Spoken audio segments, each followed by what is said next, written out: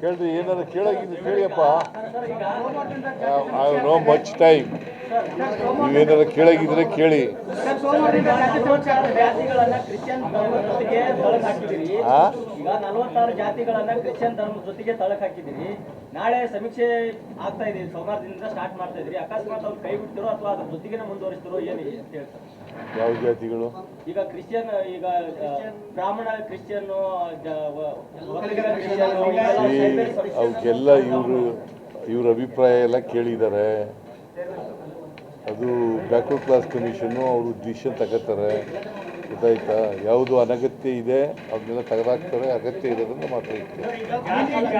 ಆಮೇಲೆ ನೋಡಪ್ಪ, 1,75,000 ಟೀಚರ್ಗಳು ಇದಕ್ಕೆ ಎನ್ಯುಮರೇಟರ್ಸ್ ಆಗಿರೋದು.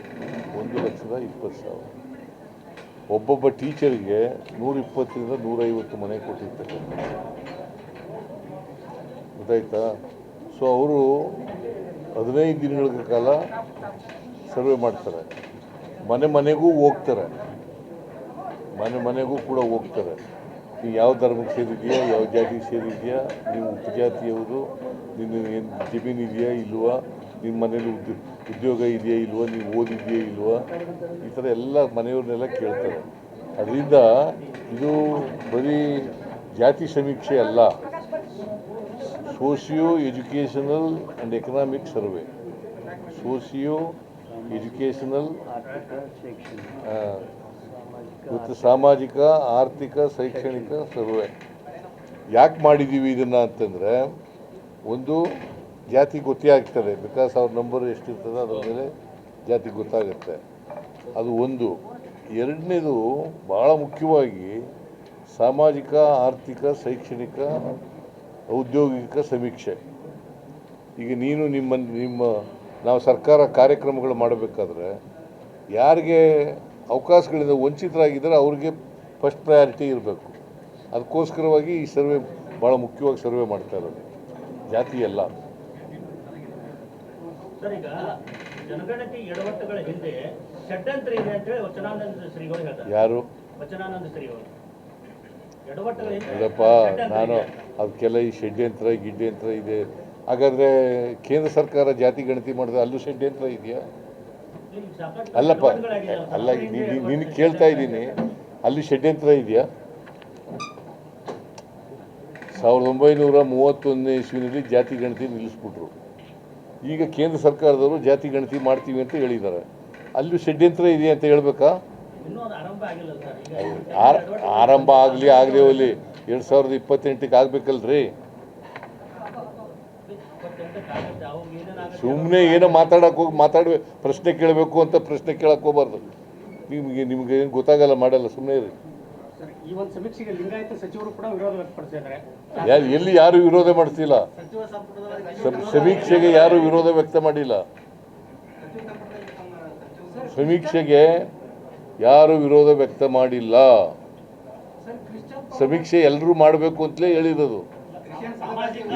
ಈಗ ಸಾಮಾಜಿಕ, ಈಗ ನಿಮಗೆ ಈಕ್ವಾಲಿಟಿ ತರಬೇಕು ಸಮಾಜದಲ್ಲಿ. ಈಕ್ವಾಲಿಟಿ ತರಬೇಕಾದ್ರೆ ಯಾರಿಗೆ ಅವಕಾಶಗಳಿಂದ ವಂಚಿತರಾಗಿದ್ದಾರೆ, ಯಾರು ಬಡವರಿದ್ದಾರೆ, ಅವ್ರಿಗೆ ಅವಕಾಶ ಕೊಡಬೇಕಲ್ಲ. ಪ್ರಯಾರಿಟಿ ಮೇಲೆ ಪ್ರೋಗ್ರಾಮ್ ಮಾಡಬೇಕಲ್ಲ. ತಾಳ್ರಿ, ನಾನು ಮಾತಾಡುವಾಗೆ ನೀವು ಪ್ರಶ್ನೆ ಕೇಳಿದ್ರೆ ಹೆಂಗಯ್ಯ? ನಾನು ಮಾತಾಡ್ತಾ ಇರುವಾಗ, ಉತ್ತರ ಕೊಡ್ತಾ ಇರುವಾಗ ಪ್ರಶ್ನೆ ಕೇಳಿದ್ರೆ ನಿನಗೆ ಉತ್ತರ ಕೊಡಲ್ಲ, ಇವ್ರಿಗೆ ಉತ್ತರ ಕೊಡಲ್ಲ ಇರು. ಅದರಿಂದ ಇದು ಆರ್ಥಿಕ ಪರಿಸ್ಥಿತಿ ಗೊತ್ತಾಗಬೇಕು, ನಿಮ್ಮದು ಸಾಮಾಜಿಕ ಪರಿಸ್ಥಿತಿ ಗೊತ್ತಾಗಬೇಕು, ನಿಮ್ಮದು ಶೈಕ್ಷಣಿಕ ಪರಿಸ್ಥಿತಿ ಗೊತ್ತಾಗಬೇಕು, ನೀವು ಕೆಲಸದಲ್ಲಿ ಇದೆಯಾ ಇಲ್ವೋ ಅಂತ ಗೊತ್ತಾಗಬೇಕು, ನಿಮ್ಮ ಜಮೀನು ಇದೆಯಾ ಇಲ್ವೋ ಅಂತ ಗೊತ್ತಾಗಬೇಕು. ಅದಕ್ಕೋಸ್ಕರ ಈ ಸರ್ವೆ ಮಾಡ್ತಾ ಇರೋದು. ಅದು ಇರ್ತದೆ ರೀ. ಈಗ ನೀನು ನಿನ್ನ ಜಾತಿ ನಿನ್ನ ಮನೆಗೆ ಬರ್ತಾರೆ, ನೀನು ಯಾವ ಜಾತಿಯವನು ಯಾವ ಧರ್ಮದವನು ಅಂತ ಹೇಳ್ತೀಯ. ನೀನು ಜಾತಿ ಗೊತ್ತಾಗಲ್ವಾಗ ನನಗೆ? ಹಾಗಾದರೆ ಗೌರ್ಮೆಂಟ್ ಆಫ್ ಇಂಡಿಯಾ ಜಾತಿ ಸಮೀಕ್ಷೆ ಮಾಡ್ತದಲ್ಲ ಅವ್ರೇನಂತೆ ಹೌದಪ್ಪ, ಏನು ನಿನ್ನ ಸಮಸ್ಯೆ ಏನು? What is your problem? ಏನು ಗೊಂದಲ ಏನು? ಅದೆಲ್ಲ ತೆಗೆದುಬಿಟ್ಟಿದ್ದಾರೆ ಈಗ.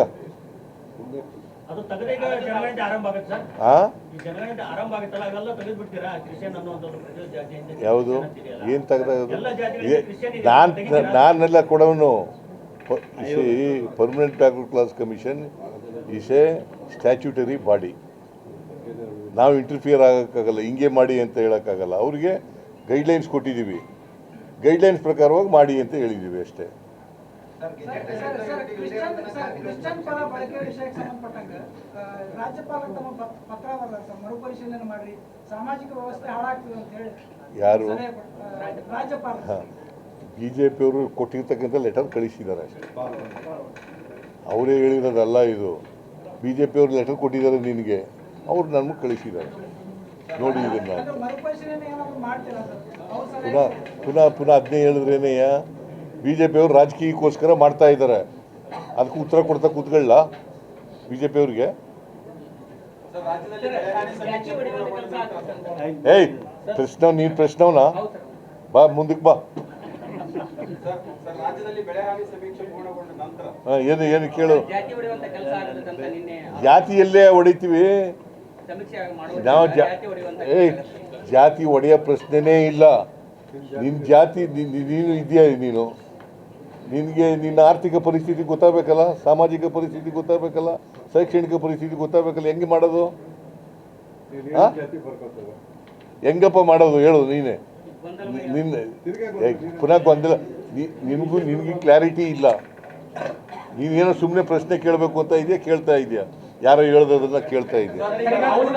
ರಾಹುಲ್ ಗಾಂಧಿ ಅವರು ಮತಗಳ್ಳತನದ ಬಗ್ಗೆ ಮತ್ತೊಮ್ಮೆ ಎಕ್ಸ್ಪೋಸ್ ಮಾಡಿದ್ದಾರೆ ಆಳಂದ ವಿಧಾನಸಭಾ ಕ್ಷೇತ್ರದಲ್ಲಿ. ಹೌದು, ಸತ್ಯ ಹೇಳಿದ್ದಾರೆ ಅವರು. 6,000 ಚಿಲ್ಲರೆ ವೋಟರ್ಸ್ನ ಕೈ ಬಿಟ್ಟಿದ್ದಾರೆ. ಅವರು ಕೈ ಬಿಟ್ಟಿರೋರನ್ನ ಬಂದು ಅದಕ್ಕೆ ಅವರು ನಿಮ್ಮ ಮೀಡಿಯಾ ಇದರಲ್ಲಿ ಇದು ಮಾಡುವಾಗ, ಮೀಡಿಯಾ ಮಾಧ್ಯಮ ಗೋಷ್ಠಿ ಮಾಡುವಾಗ ಹೇಳಿದ್ದಾರೆ ಅವರು ಯಾರ್ಯಾರು ಕೈ ಬಿಟ್ಟಿರೋರು ಅವ್ರ ಕೈಲಿ ಹೇಳಿಸಿದ್ದಾರೆ. ಎಲ್ಲ ನೋಡಪ್ಪ, ಅದಕ್ಕೆ ಆಳಂದಲಾಗಿರ್ತಕ್ಕಂಥ ಮತಗಳ್ಳತನ ಇದೆಯಲ್ಲ, ಅದ್ರ ಬಗ್ಗೆ SIT ತನಿಖೆ ಆಗ್ತದೆ.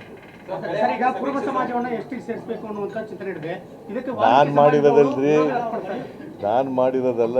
ಸುಮ್ಮನೆ ನೀವು ಏನೇನೋ ಕೇಳ್ತಿರಲ್ಲ, ನಿಮ್ಗೆ ಹಿನ್ನೆಲೆ ಗೊತ್ತಿರಲ್ಲ, ಮಾಡಲ್ಲ. BJP-ಅವರು ಇದ್ದಾಗಲೇ ಕುರುಬ ಸಮಾಜನ ಎಷ್ಟಿಗೆ ಸೇರಿಸ್ಬೇಕು ಅಂತ ಅವರೇ ಶಿಫಾರಸು ಮಾಡಿದ್ರು BJP-ಅವರು. ನಿಮ್ಗೆ ಗೊತ್ತಾದು? ನಿಮ್ಗೆ ಗೊತ್ತೇನ್ರಿ ಅದು? ಓಲಿ ನಿಮ್ಗೆ ಗೊತ್ತಾದು?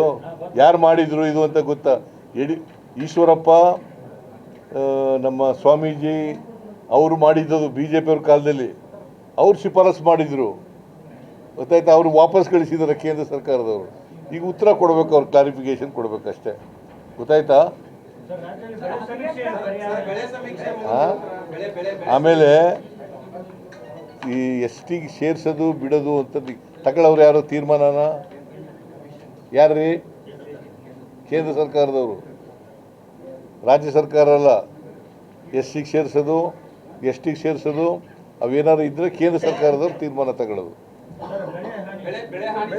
ಬೆಳೆ ಹಾನಿ ಜಾಯಿಂಟ್ ಸರ್ವೆ ಮಾಡಿಸ್ತಾ ಇದ್ದೀವಿ. ಸರ್ವೆ ಆದ ತಕ್ಷಣ ಕೊಡ್ತೀವಿ, ದುಡ್ಡಿಗೆ ತೊಂದರೆ ಇಲ್ಲ.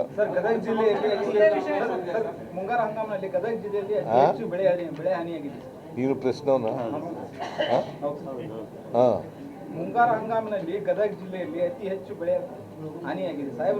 ಹಾನಿಯಾಗಿದ್ರೆ ಅದು ಸರ್ವೆ ಮಾಡಿಸ್ತೀವಿ. ಎಷ್ಟು ಹಾನಿಯಾಗಿದೆ ಅಂತಕ್ಕಂಥದ್ದು ಗೊತ್ತಾದ ಮೇಲೆ ಪರಿಹಾರ ಕೊಡ್ತೀವಿ. ನಿಮ್ಮದು ಮುಗೀತದ? ಮಂಗಳವಾರ ಇವ್ರದ್ದು ಮುಗೀತದಂತೆ. ಧಾರವಾಡದ ಈಗಾಗಲೇ ಮುಗಿದಿದೆ, ಗದಗದ್ದು ಕೂಡ ಮುಗಿತಾ ಇದೆ ಮಂಗಳವಾರ. ರಸ್ತೆ ಸಂಬಂಧಪಟ್ಟಂಗೆ 24ನೇ ತಾರೀಕು BJP ರಾಜ್ಯಾದ್ಯಂತ ಹೋರಾಟ ಮಾಡಕ್ಕೆ ಮುಂದಾಗಿದೆ. 24ನೇ ತಾರೀಕು ಗುಂಡಿ ವಿಷಯಕ್ಕೆ ಸಂಬಂಧಪಟ್ಟಂಗೆ ರಾಜ್ಯದಲ್ಲೇ ಗುಂಡಿ ಗಂಟ ಅಂತಾರ ಅಂತ ಹೇಳ್ತಾ ಇದ್ದಾರೆ. ಬೆಂಗಳೂರು ಸಹಿತ ಗುಂಡಿ ಗಂಟ ರಸ್ತೆಗಳು ಹಾಳಾಗಿದ್ದಾವೆ. ರಾಜ್ಯಾದ್ಯಂತ ಪ್ರತಿಭಟನೆ ಮಾಡಕ್ಕೆ ಮುಂದಾಗಿದೆ ಸರ್. ಈಗ ಮಳೆ ಈ ಸಾರಿ ಜಾಸ್ತಿ ಆಗಿದೆ, ಹೋದ ವರ್ಷ ಜಾಸ್ತಿ ಆಗಿದೆ ಅಲ್ವಾ? ಆಗಿದೆ ಇಲ್ವಾ? ಹಾಂ, ಆಗಿದೆ ಇಲ್ಲ? ನಿಮ್ಮ ಗದಗಿನಲ್ಲಿ ಜಾಸ್ತಿ ಮಳೆ ಆಗಿದೆಯಾ ಇಲ್ಲ? ಮಳೆ ಆಗಿರೋದ್ರಿಂದ ರೋಡ್ಗಳು ರಸ್ತೆಗಳು ಸ್ವಲ್ಪ ಕೆಟ್ಟೋಗಿದ್ದಾವೆ, ಗುಂಡಿ ಬಿದ್ದಿದ್ದಾವೆ ನಿಜ. ಇವತ್ತು ಮೀಟಿಂಗ್ ಮಾಡ್ತಾ ಇದ್ದೀನಿ ಬೆಂಗಳೂರದು, ಬೇರೆ ರಾಜ್ಯದ್ದು ಕೂಡ ಮೀಟಿಂಗ್ ಮಾಡ್ತೀನಿ. ಅಲ್ಲಿ ಎಲ್ಲೆಲ್ಲಿ ರಸ್ತೆ ಗುಂಡಿ ಬಿದ್ದಿದ್ದಾವೆ, ಸಂಚಾರಕ್ಕೆ ತೊಂದರೆ ಇದೆ, ಅಲ್ಲಿ ಸರಿ ಮಾಡ್ತಕ್ಕಂಥ ಕೆಲಸವನ್ನು ಮಾಡ್ತೀವಿ.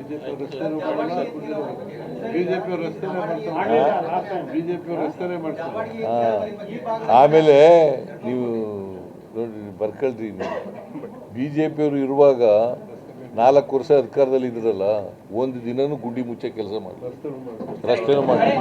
Thank you.